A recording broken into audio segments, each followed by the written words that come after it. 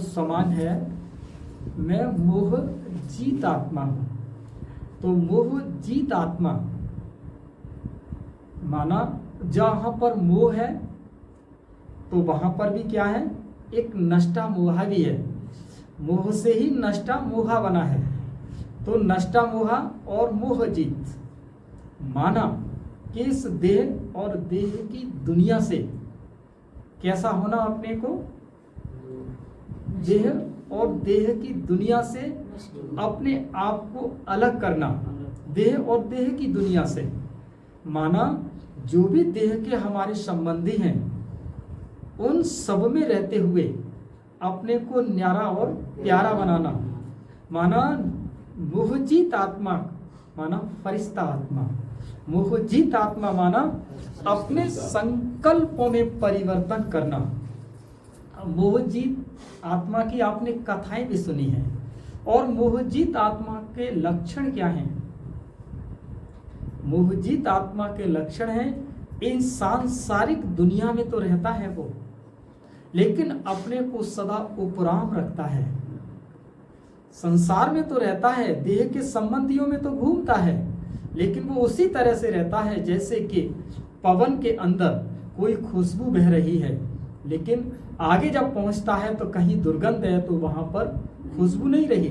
तो वो माना जब वो चल रहा है तो जहां भी जा रहा है तो वो एक खुशबू का क्या कर रहा है, वो प्रदर्शन कर रहा है, लोगों को अनुभव करा रहा है। मोहजीत आत्मा की निशानियां क्या है? मोहजीत आत्मा की निशानियां, थोड़ा सा कॉन्फिडेंट क्या करो अपने आप में कि मोहजीत आत्मा की निशानी। मोहजीत किसी गलत विचारों को न सोच करके अच्छे विचार में जाना। मोहजीत आत्मा हमेशा किसी से लगाव न होना चाहिए। वो तो लगाव तो देह के संबंध से आ ही गया। वो अपने स्वभाव संस्कारों पर भी पूरा फोकस रखता है, क्योंकि स्वभाव संस्कार आते ही हम देह के संबंधियों में बंध जाते हैं। उसकी स्थिति हमेशा बंधन मुक्त स्थिति होती है। मोहजीत आत्मा उसके चेहरे पर हमेशा क्या होती है?